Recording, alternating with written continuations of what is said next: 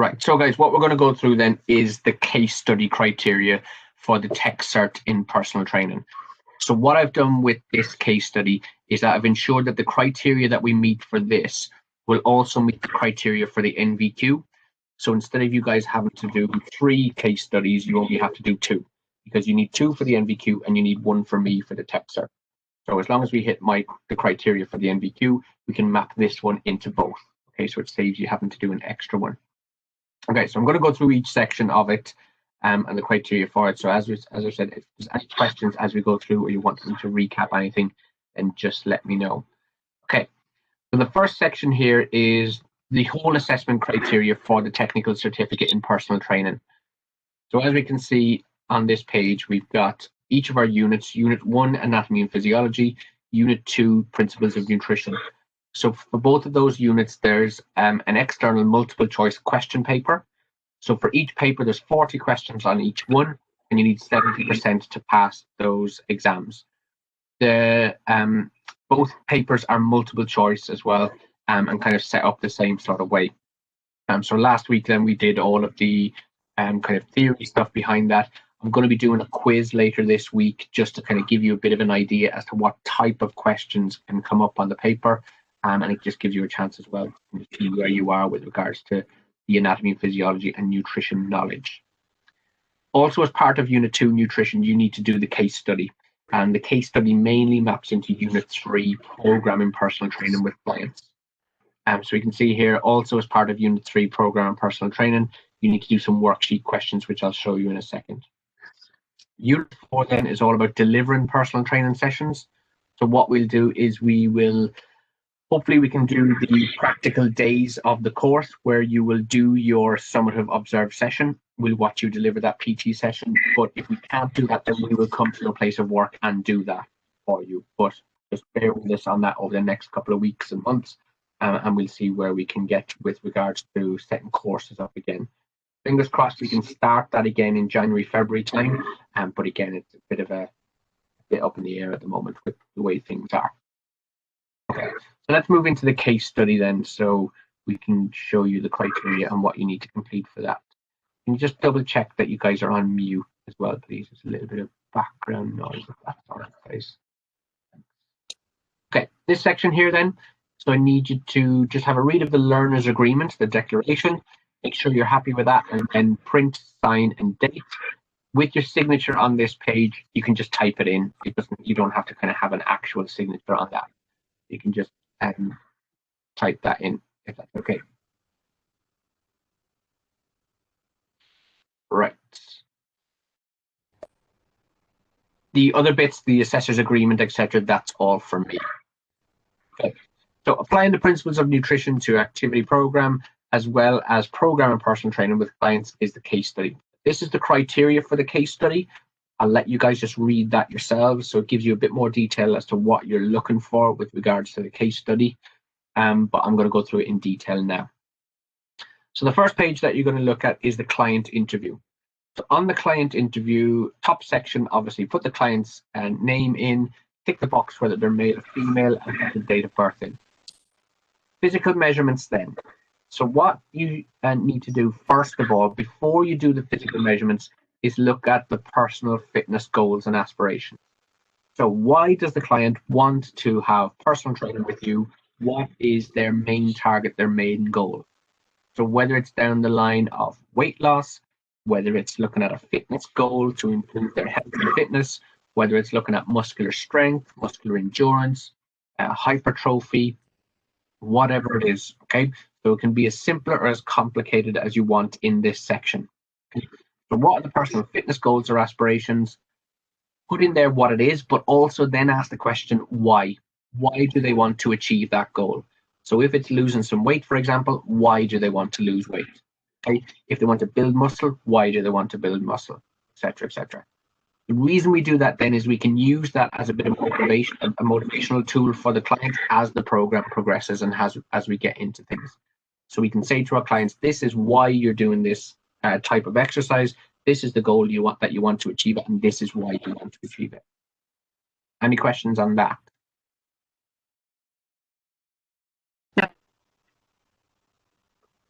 Okay.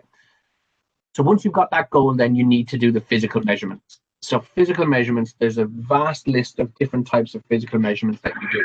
For somebody who wants to lose weight, obviously then the easiest one to do is take their weight measurement. Okay, so you take their weight so we know what their starting point is, and then we can set a more detailed goal later on that. Okay? You might do a body fat percentage test, you might do a waist measurement, you might do waist to hip ratio, you might do BMI calculation, different things like that. Fitness style goals, then you can think about rest and heart rates. We can look at a fitness test where we maybe ask them to run a mile and we time it, how long it takes them to run a mile. We could look at their heart rate at a particular exercise intensity and use that to monitor the progress. Hypertrophy training, then we could again take measurements of different areas of the body as well as a body fat percentage. So we could look to make sure that it's, if they're gaining weight, then it means that it's fat weight, that it's muscle weight and not fat weight, but also if they're increasing in size, that it's muscle size and not in fat size. So there's different ways that we can measure their progress. If you come across a client and you're thinking, how am I going to measure this client's progress? Then give me a shout and we can have a chat about it and we can look at different ways to do that. But as I said before, there's an endless list of different types of fitness tests and physical measurements that you can do with your clients. Okay. Any questions on that, on the physical measurement side of things?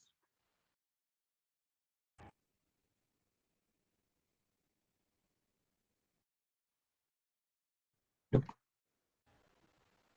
Okay. So next question then, how many times a week can you commit to training? Twice, 3 times a week, or if it's different, you can just indicate that in the box. How much time can you commit to each session?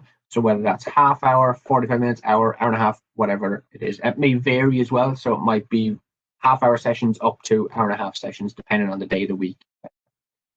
What's the client's occupation and what are their hours of work? So the reason we ask this is to look at our clients and see if they've got a more manual job, or whether they're maybe sitting at a desk for a number of hours during the day.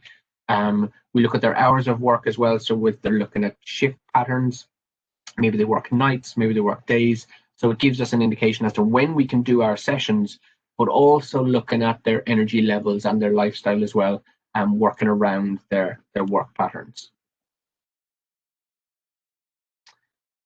We then look at their eating patterns. Now, with this section, all you simply do with this is type in here, PC food diary attached. And what you're going to do is you're going to get your client to complete a 7-day food diary. So I'll just show you an example of food diary. Bear with me 2 seconds.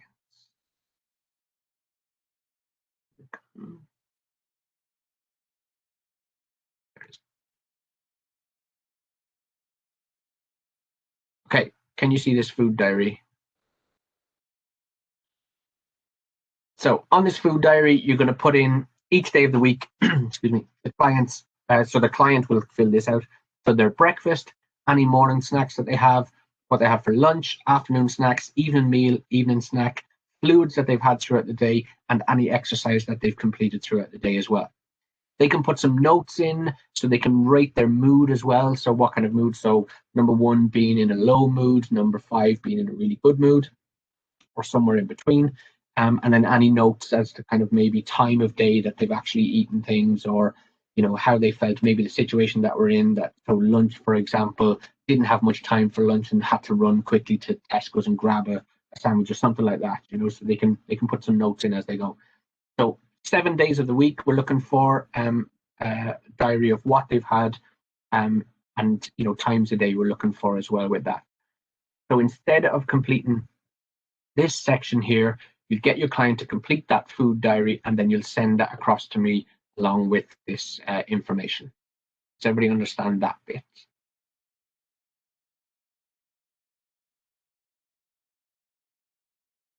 Okay, yes.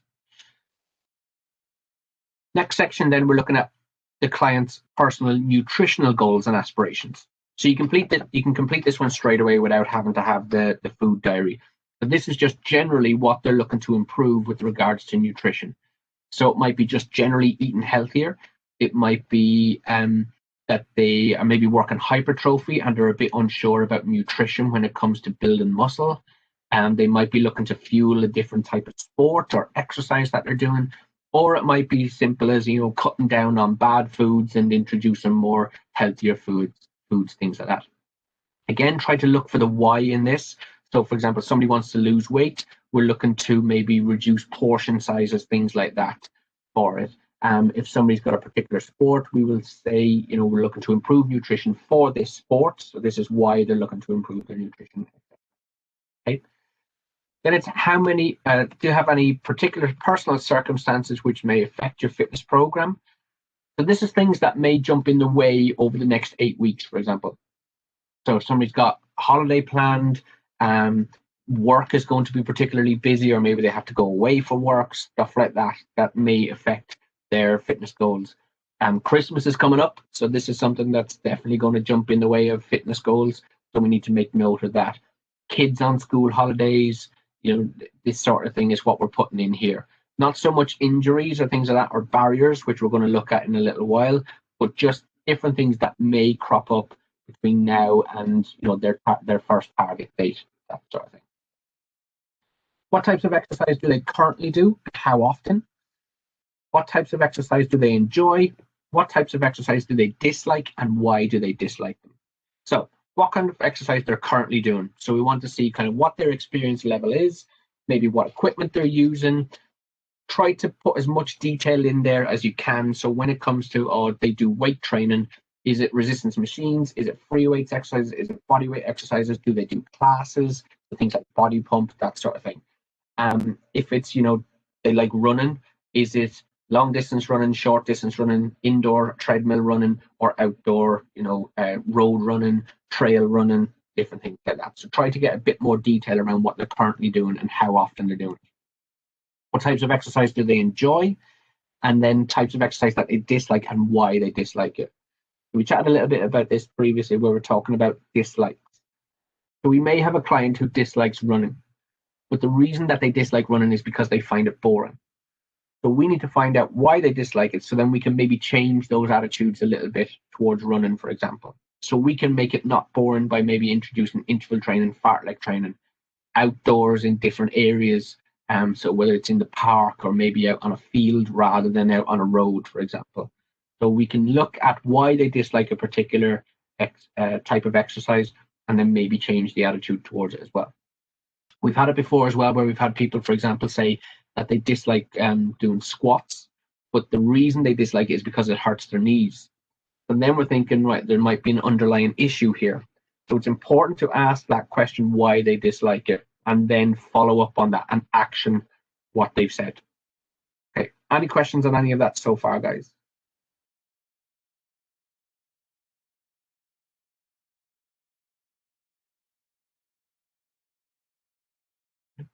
Okay. Right. The PARQ form then. So what we're going to do here is, if you can, print out the PARQ form. So I'll just show you. Print out the PARQ form, print out the signature sheet. Also, if you can, please print out, not this one, but this page here, the informed consent. Okay, because what I would like is actual signatures on these documents to show that the clients have completed these documents and they agree to them as well. So let me just jump back up to the PARQ form. So the PARQ form, the way you're going to fill this out is that you will have this document on you. You will ask the client the questions, and then you as the personal trainer will tick the box yes or no. So you'll ask, has your doctor ever said that you have a heart condition and that you should only do physical activity recommended by a doctor? Wait for your client's answer, then tick the box yes or no. The reason we do it this way is that the client might have an underlying issue, and if they're filling the document out themselves, they can just tick no all the way down along the boxes. The one that they tend to do this mostly on is question number 5. Do you have a bone or joint problem, for example, back, knee, or hip, that could be made worse by a change in your physical activity? Now, if there's a little issue, or maybe your client has got, I've got this little niggle in my back that sometimes crops up, but it's fine at the moment, they'll tick no. Whereas if they hesitate on that answer, we can then probe it a little bit more and just say, right, you've hesitated on that answer. Is there anything that is there that has been there previously? For example, it might be okay now, but it's an issue that's been there before. If there has been, that's a yes. We need to tick yes to that box. Okay. And it's something that we need to be aware of when we program for our client and when we're doing particular exercises for them. So this is the reason that you will complete this document. What you'll do then is, once you've completed all 7 questions, hand the sheet over to your client, ask them to read all the questions and check all the answers and make sure that they agree with the information that they've given. Once they agree with that, then we ask the client to sign everything. Okay, so the client is signing to agree to the information that they have given, and that information is correct. Does that make sense? Any questions?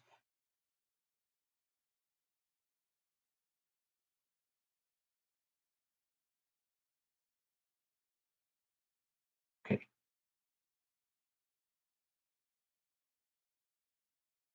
Right.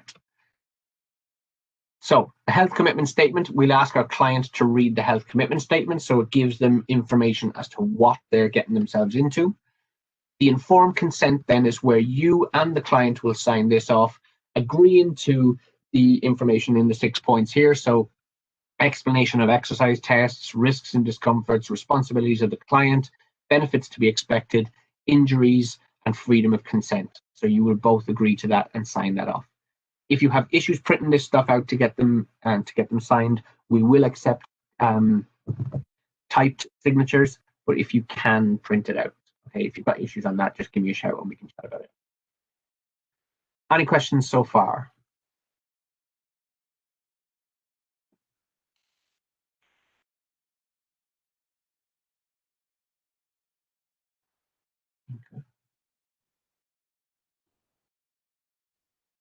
Okay, client analysis then. So briefly summarize your client's attitude and motivation towards exercise. And what we want in here is detail. So think about what your client's previous experience is with regards to exercise, what how they're currently motivated and what they're motivated by, and what they've the information that they've given you in the client interview, how you can use that towards motivating your client. Excuse me. Also think about the nutrition side of things. So it's not just the physical activity of getting into the gym or getting out and doing some exercise. Think about the nutrition side and how they're motivated with regards to nutrition as well. So look at lots of detail on this, where they are physically and mentally when it comes to participating in an exercise program. List your client's current barriers to exercise. So on this can be things like time, money, work commitments, family commitments, support network, different things like that. So if your client has got different barriers to exercise, we then need to look at ways of overcoming those barriers. So if it's time that they've got a barrier towards exercise, we maybe look at their schedule. So it could be somebody who works shift patterns, days and nights, for example. They've got some kids as well, so obviously are a priority. So we can look at their schedule and their day-to-day routine and look at where we can fit exercise sessions in. Okay? If it's money, then we think about how we can help with the client and maybe reduce the amount of PT sessions that they have and that they can get out in the park and do some sessions themselves, including the family in their sessions as well. So if they've got kids or family commitments, then do it as a family unit rather than them thinking, oh, I've got to get childcare while I attend an exercise session, for example. Have you guys come across any barriers so far, or with anybody that you maybe struggle to think about how to get over those barriers?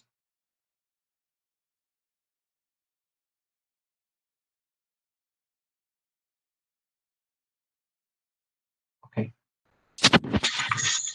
Just think the main one with the nutrition is, mood, changing their sort of relationship with food.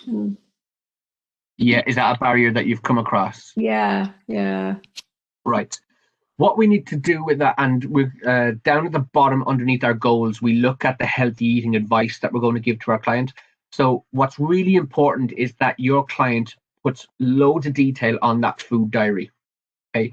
So what we're going to look at is maybe the times a day that they eat, also looking at kind of what they're doing is it in work time that they're eating that type of food, or is it in, you know, their own personal time that they're eating that type of food? So are you saying that they've got a bad relationship with food, and that's kind of something that you're going to struggle to overcome? Yeah, a little bit, yeah. Okay, baby steps is the thing. So we make really, really small changes to begin with, because if you start making huge, big changes, it's just going to, first of all, it's just going to dazzle the client basically, and they're thinking, what the hell is going on? How am I going to do all this? So really, really small changes, first of all. When we look at their goals next, this is going to be really important for this type of client when we look at their nutrition goals. So what we can do for the first like 6-8 weeks is that we don't even change their eating habits, if you like, or what they're eating, but maybe introduce something rather than taking something away. So even something like drinking a certain amount of water per day. Okay, keep eating the way you're eating, but let's get more water into your diet. So something like that can be a bit more motivational, and thinking, right, I don't have to cut out all this stuff.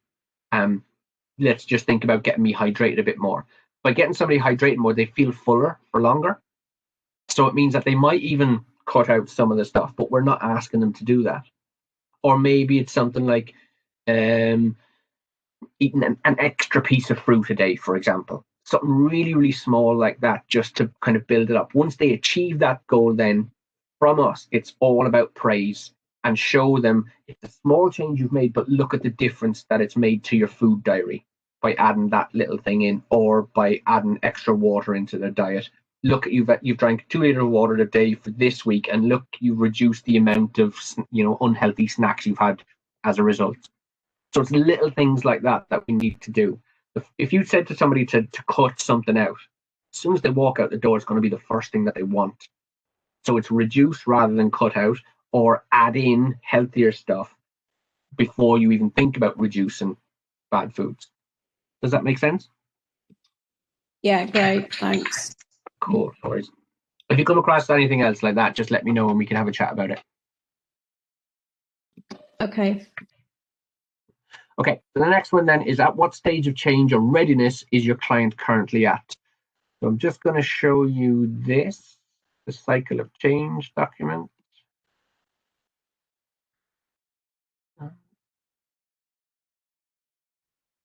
Sorry. Okay. Okay, can you see that? Should just say case study on it at the moment.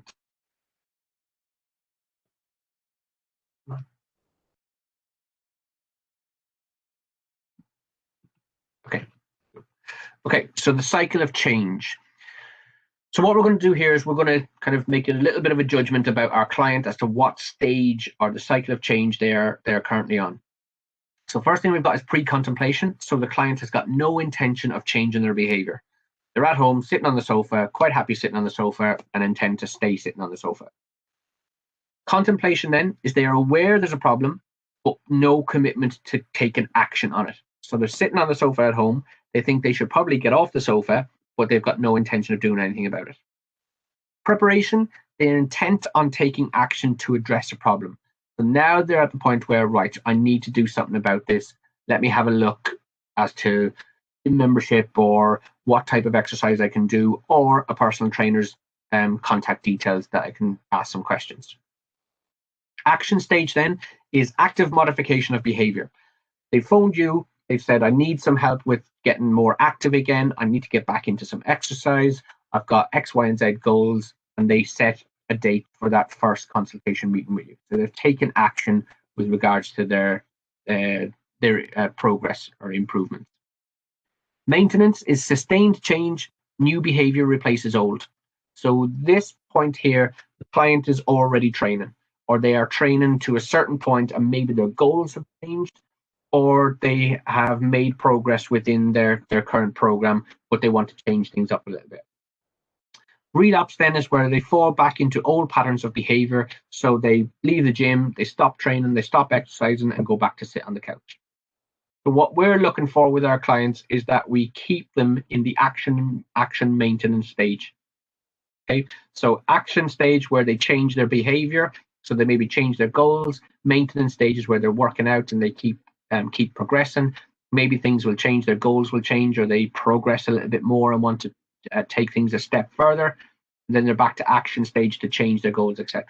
Your client is either going to be at the action stage or the maintenance stage.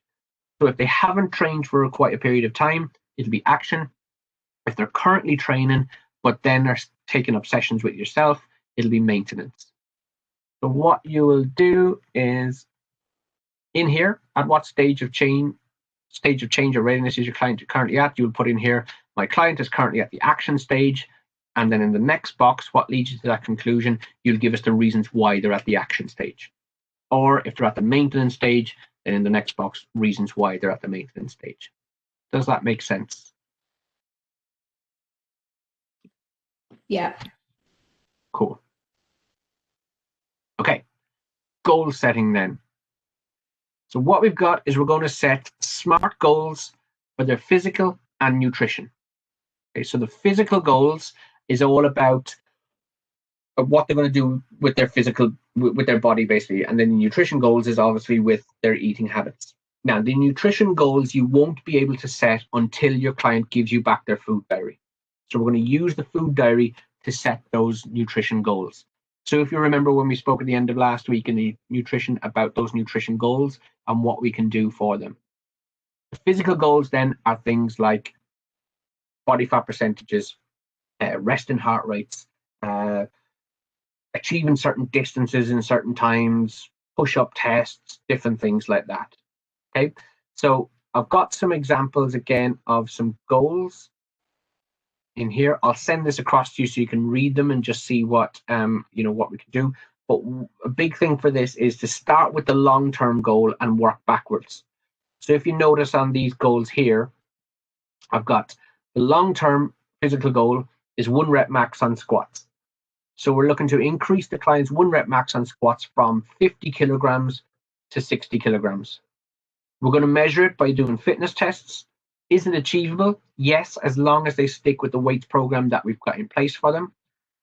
Is it realistic? Yes, because they've got lots of time to achieve it.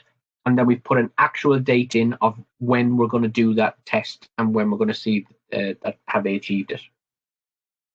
We work backwards then to medium-term goal. So for here, we're looking at them rowing. So we're looking at some cardiovascular work here.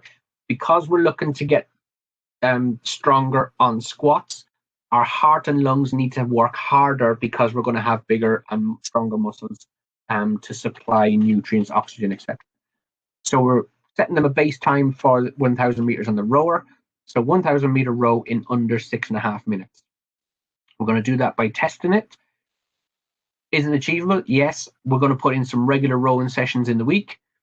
Is it realistic? Yes. Plenty of time to achieve it, and then a date as to when we're going to test it by. So if they achieve their medium-term goal, it is going to help them to achieve their long-term goal. The short-term goal then is press-ups in a minute. So simply to complete 10 press-ups in a minute, we're going to do some fitness testing. Again, is it achievable? Stick with the program. Is it realistic? Plenty of time to achieve it. And then the time, the date that we're going to set that for.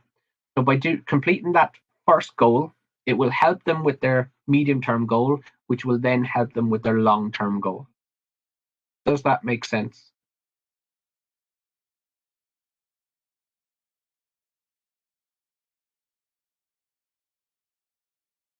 Okay. The nutrition goals then, what we've done is we've looked at the client's food diary. We've noticed that they drink a lot of Starbucks we've got here, so a lot of coffee during the week. So the first goal wasn't about cutting down the Starbucks. It was about introducing more water. So drink at least 2 liters of water per day. How are we going to measure it on their food planner, on their food diary? Is it achievable? Yes, as long as they keep a large bottle with them every day. So if they've got a 2 liter bottle, fill it in the morning, make sure it's empty by the end of the day, drinking it, obviously. And is it realistic? Yes, it's just a small change to make to their diet. And then we're going to review that on the date given. For their medium-term goal, then, we also noticed that they were eating a lot of fast food during the week. So our target was to reduce it down to just 1 fast food meal per week. Notice I didn't say cut it out, because as soon as we say cut it out, that's what they're going to want. But we're giving them a cheat meal once a week. We're going to record it on the food diary. We're going to achieve it by cooking more home meals, and it's realistic as long as they plan their meals in advance and their shopping trips in advance. Nutrition then, because we're looking to increase our 1 rep max, we looked at their protein intake, and we need more protein into their diet because of the increased strength that we're going to have in the legs. So to do that, we're adding more fish into their diet. So make sure that there's at least 2 portions of fish a week in their diet.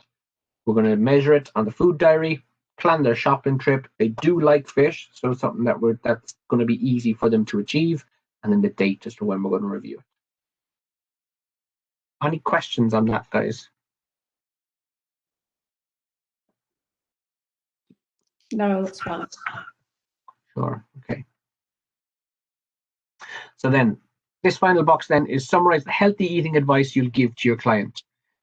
So using the food diary and also thinking about the goals that you're setting, we give the client some advice as to how they can achieve those goals.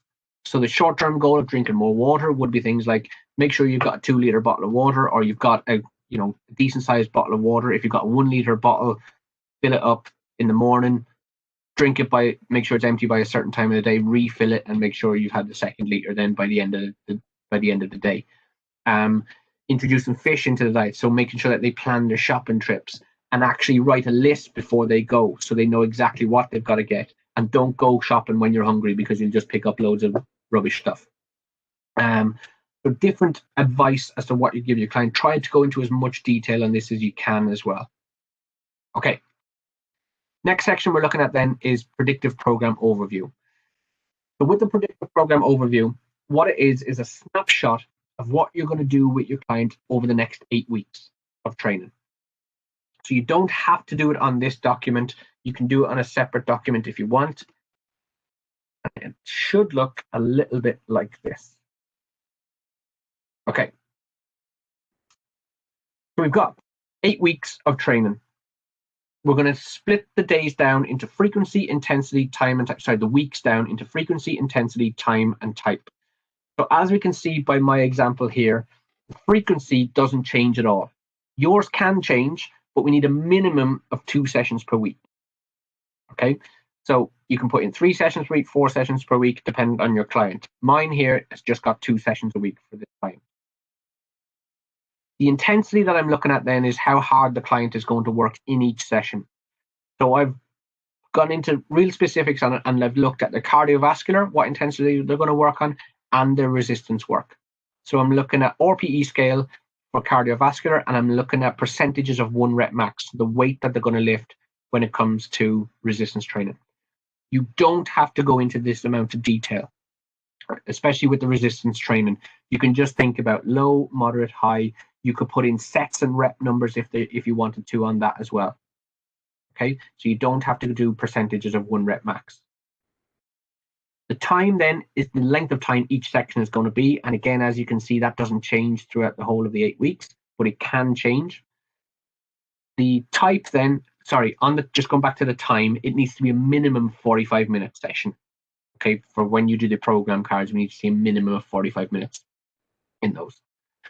For the type then, you can see I've gone into detail on the cardiovascular. So I've got LSD is long, slow duration training. And as we can see, as we go down through the weeks, I've introduced fartlek training and interval training on those as well. My resistance training then, we're looking at the resistance training systems. So we've got agonist supersets, antagonist supersets for the first 2 weeks. Then we're going into the trisets, pyramids, forced reps, negative eccentric training, giant sets, and trisets again. Okay, so we can see how the program progresses. What we're looking to see is progression through the 8 weeks as things get harder. So we can progress through the intensities by increasing the intensities as the weeks go on, but also through the type of training that you're doing as well. The supersets in weeks 1 and 2 are considerably easier than doing giant sets and trisets in week 7 and 8. Okay, negative eccentric training is probably the hardest one, which is on week 6. And you can see my resistance is at 100% of 1 rep max. Okay, so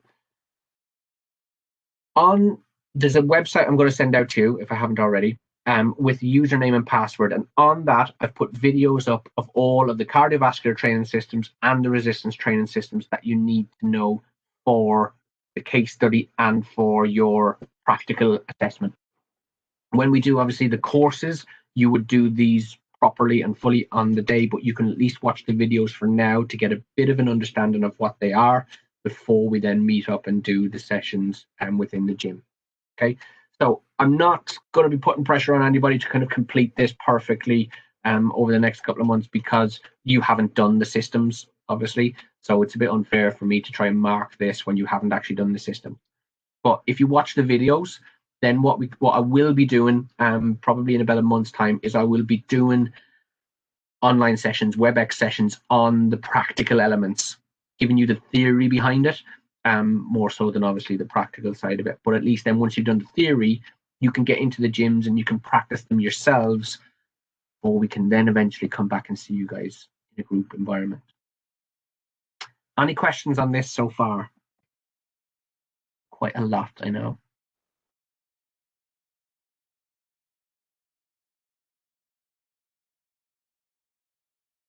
Nope. Okay, once you've done your 8-week overview, what you then need to do is just to write a bit of a paragraph explaining what you've chosen to do, why you've chosen it as well. Okay, you also need to detail in this as to how the session progresses through the 8 weeks and how it relates to your client's goals. So rather than me reading this out to you, I will be sending this, so you can use this as a little bit of a template, or you can kind of see what we're looking for when it comes to the paragraph that you write. Okay, so it doesn't have to be War and Peace, but just briefly say, this is what I've chosen, this is why I've chosen it. So think about your client's likes and dislikes as well with regards to that.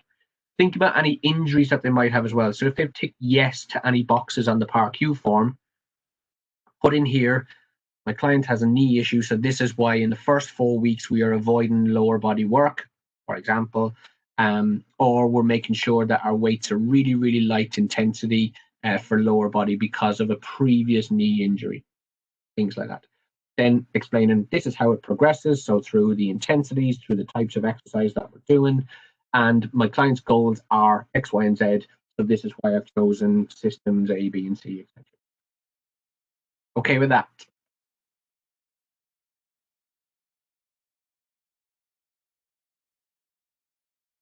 Okay.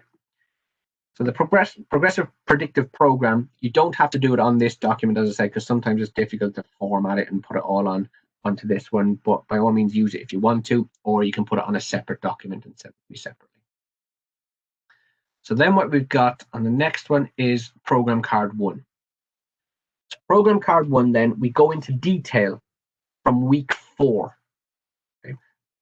Back up here. So we look at week 4 of our overview.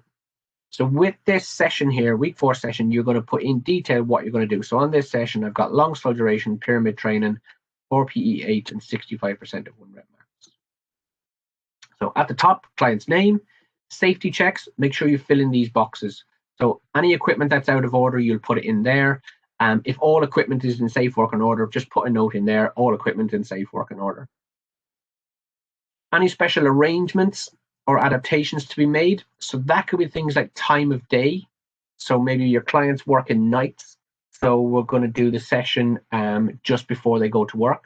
So, or maybe your client needs to be in women's only hour. So you make sure you set the sessions for that.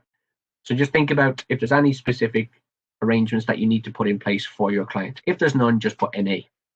Okay. Location of nearest telephone, who the duty first aider is, and location of nearest first aid kit. You'll plan a warm-up. So think about your level 2 stuff. So warm-up, what piece of equipment you're going to do. Training system for warm-up is just warm-up. 5 minutes, build RPE to level 5, and teaching points for the piece of equipment that you're using. Then you will detail your main CV components. So mine was long, slow duration training. So for example, I'm going to use the treadmill as my piece of equipment. The treadmill for my piece of equipment. My training system is long, slow duration. I'm going to stay on here for 15 minutes. And then my workload is build RPE to level 8, which is what I've put on the overview, and maintain for 15 minutes. Okay. And then teaching points for the treadmill. Okay. Next page down then, we're looking at the resistance training systems. So what I've put, let me just double check. So I've put pyramid training for my resistance. So exercise I'm going to do is squats. My training system is pyramid. The equipment I need is 6K, 8K, 10K, and 12K dumbbells. And then my sets and reps is going to be 3 sets of 12, 10, 8, and 6 reps. Okay, when you watch the video on pyramid training, hopefully that'll make sense. But obviously when we do it in the gym, it will make more sense. And then we're going to put in some teaching points for the squats. Okay. I'm then going to put in another training system. Even though it's not on the predictive program overview, I need to make sure I'm doing a minimum of 45-minute session. If I don't put in another system, I'm not really going to be there for very long. So I might put in an upper body antagonist superset. So working opposite muscles. So we're going to do chest press straight into seated row. So it's an antagonist superset is the training system. The equipment I'm going to use is the chest press machine and the seated row machine. I'm doing 3 sets of 10 repetitions, 3 sets of 10 repetitions on each, and then teaching points for the chest press, teaching points for the seated row. I've also indicated I'm doing core. So my exercise for core is going to be Russian twists. Training system is core. Equipment is a medicine ball. Sets and reps, 3 sets of 12 reps, and then teaching points for my Russian twists. So you don't have to fill every box on this. What we need to see for a minimum is cardiovascular training system, 2 resistance training systems, and a core stability exercise. We also obviously need your warm-up and your cool down. Below that, we've got the cool down. So again, level 2 stuff, what you're going to do for your cool down, and your warm-up and cool down stretches. So there's a separate document I've got with some warm-up and cool down stretches because you need to put diagrams on this, and PDF documents don't let you copy and paste diagrams onto it. So I've got a sheet that you can just have a look at and edit it for the stretches you want to do for your client and then send that back to me. Finally, for program card 1, exercise or physical activities outside of the gym environment. So things that you want your client to do to be more active. So things like use the stairs instead of the lift in the office. Take the dog for a minimum of a 20-minute walk each day. Get out on the bikes with the kids. Keep attending your group exercise class, whatever it is.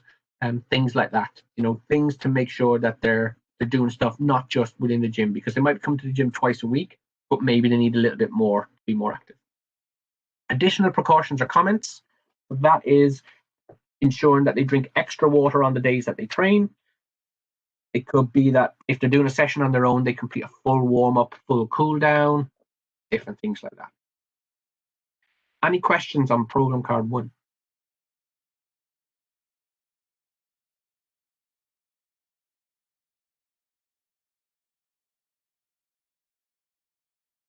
Can you hear me? I can't hear you.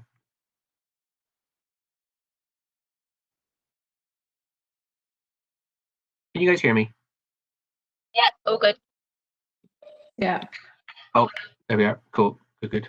So you're okay with everything so far? Right. Now, heads up on this bit. So what I'm going to get you guys to do is you're going to skip program card 2. And after 4 weeks of training your client, you will complete the evaluation and modification summary. So as you can see here, this form should be completed at the end of week 4. So your client has done 4 weeks of training with you. So you're going to answer each of the questions. Has your client managed to adhere to the program? Tick the box, yes or no. So if your client misses 1 session for whatever reason, so it could be work commitments, childcare, anything like that, it's kind of out of their hands, but they've still missed the session. Okay, it's a no. Okay, we just put in a reason why not. So no, they haven't managed to adhere to this program. One day, because of childcare issues, they weren't able to attend the session, so they've missed this session for whatever reasons. Okay, it sounds harsh, but it's still a no. What feedback have you received from your client in relation to the program? Now, detail, detail, detail. Think about the physical side of things, but also the nutrition side of things. So get feedback on the physical, what exercise they're doing, what exercises do they like doing, why do they like them, what exercises they don't like doing, why don't they like them. With regards to nutrition, what's going well, and why is it going well, and what's not going so well, and why is it not going so well. How is your client progressing towards the agreed physical and nutritional goals. Now, with this, we don't need results. You don't need to do testing for this. But a simple comment with the physical goals, my client has noticed that some of their clothes are fitting a lot looser. So it shows that they are progressing towards their goal of losing a certain amount of weight. Okay? So something as simple as that. My client has noticed that they've got more energy throughout the day. So we're looking at the types of food that they're eating, and it seems to be doing well. My client is really struggling to drink 2 liters of water per day. Okay, so they're bringing it with them, but because their work is so demanding that they don't seem to be able to finish 2 liters by the end of the day, etc., etc. Okay, so lots of detail on these guys as best you can. Are there any aspects of the program that you need to modify or revise?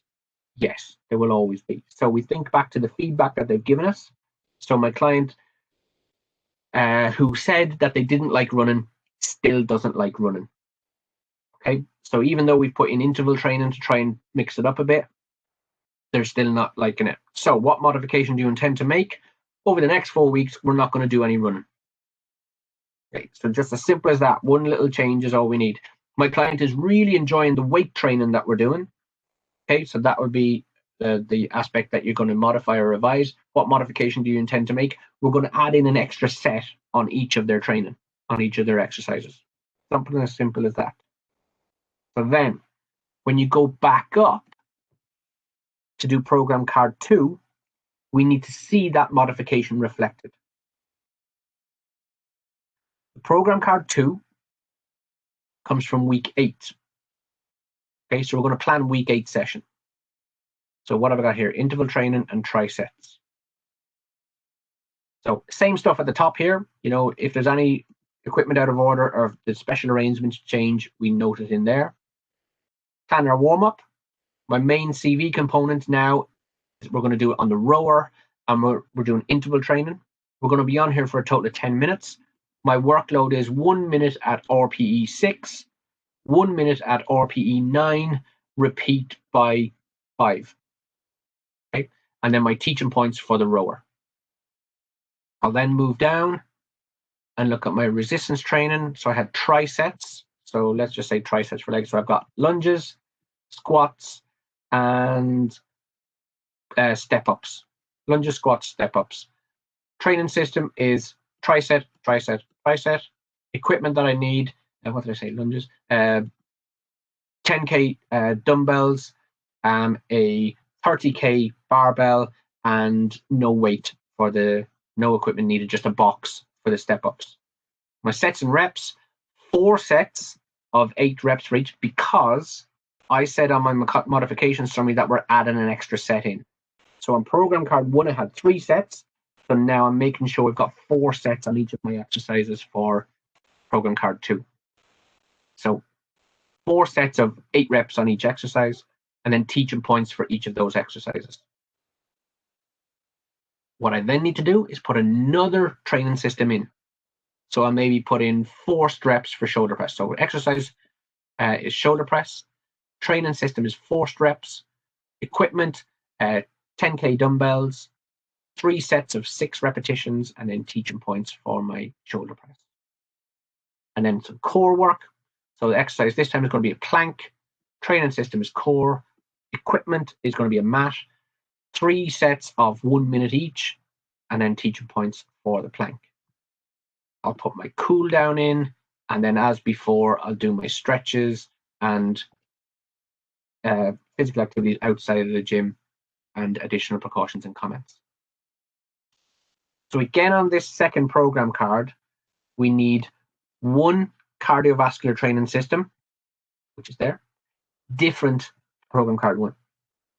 We need 2 resistance training systems. The 2 systems that we've gotten here need to be different to program card 1. And we need a core stability exercise as well. Does that make sense?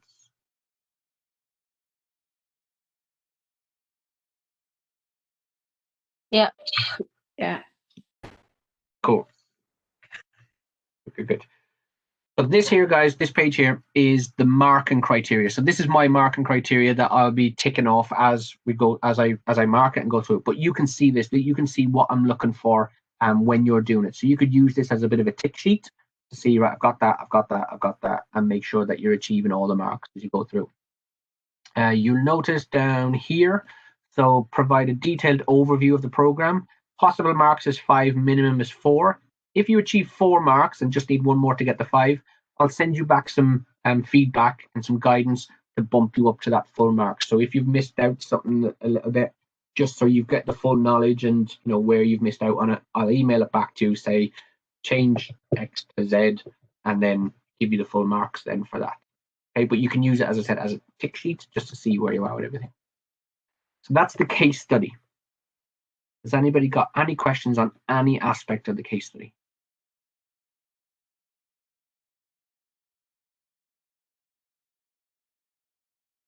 When do we start all of this? You can start it now. Okay. So what I would do is think about your client, who you're going to use. So get your client set up first of all. I probably should have mentioned this previously. Try to use somebody who is a member of the gym or who is a friend rather than using family member. Okay. If you're using a family member, it can be a bit too familiar with it and you'll end up in a row anyway. But also we're trying to be as realistic as possible, you know, as if you're working with an actual client, which hopefully you will be for this case study. Make sure that they know that they are going to be a case study, and also reassure them as well that any information that they send to me, so like the PARQ form, for example, it's all kept confidential. You will be emailing it to me. Don't send me the paper copy, and it's all password protected on my laptop. Okay, so any information that they send, it's all confidential. Okay, so I will be setting a deadline for like the client interview and client analysis to be done. I'm probably looking, you know, close to Christmas time to get the client analysis and the client interview and client analysis done. And then when it comes to the predictive program overview and the program cards, that's going to be a bit of a work in progress because obviously you haven't had a chance to get into the gym yet to do the practical elements of things. So, you know, at least we can get kind of the first half done between now and Christmas, and then we can look at, you know, getting me out to you guys to show you what you need to do when it comes to the practical side of things. Is that okay? Yeah. Owen, can I just ask, presumably the clients you've got here, are they going to have to be available when you do your practical assessment? Good question. For me, no, but maybe who you're using for Jess, is you working with Jess? Yeah. So when you do an assessment with Jess, they may be needed. Now, we understand that it's not always ideal. You know, some people work, for example, so they might not be able to come in. So don't panic. Don't make that, you know, a reason why you're not using that individual. I mean, if they can't come in to do the practical assessment, then we'll rearrange it. We'll do something where we can get somebody else in their place. Okay. Yeah. Okay. Fine. For me, we can. It's you can use anybody for your practical assessment because I'll get you to do a separate program card anyway for that rather than using this. Is that okay? Like we did on the level 2 and use somebody else on the course. Yeah. Exactly. Okay. Yeah. That's what we normally do, but at the moment, yeah. Cool. Okay, so that's the case study, guys. I'm just going to show you here Unit 3 worksheet questions. So there are 9 worksheet questions for Unit 3. I'm not going to go through each question, but you can see they are 1 mark each. We need detail in the answers to these as well. So not just a 1-word, 1-line answer. Go into a bit of detail on it. So 2-3 sentences just to show your level of knowledge for each question. The Unit 3 manual will give you the answers to these questions. Some of them you'll probably be just able to answer from your own experience. But if you're struggling with any, please just ping me an email and I can give you a call and we can kind of go through it in a bit more detail and give you the guidance and resources you need to answer those questions. My advice would be just to crack on and do those questions now, get them done and email them across to me. I can mark them, get them on the system, and then you don't have to worry about them then anymore. So I would do these questions first, get them done, and then you can crack on with the case study. Is that okay? Yeah. Cool. I'm just going to quickly show you this. Down here, got the criteria for the practical observation. So you can have a look at that whenever you want. So you know then what we're looking for when we do eventually do your practical observation. So you can see the criteria beforehand. Okay, and that is it. What I'll do is I'll email you all the resources that you need for the case study. As always, any questions at any point, send me an email. I can give you a call, or I can email you back with hopefully an answer. Is that okay? Just a quick question about the quiz on the Friday. Yep. I mean, obviously, I've only just started. I mean, I've been looking through the nutrition one, so that one should be okay. But just the anatomy one, I don't think. Should I just leave that if I'm not ready for it? Jump on. Don't worry. It's a bit of practice. I'm not going to be asking you what you've got. It's just for you to kind of see what it's like, see what type of questions come up. If you get one right out of 40, it doesn't matter. It's just, you can kind of see what it's all about. As I said, I'm not going to be asking what you get, what results you get. It's purely for your own personal, and see where you are. Yeah. Okay. Thanks. All right. Cool. Right. I just lost. Have you sent the invitations out for the quiz? Yeah, I did. I think you replied to them.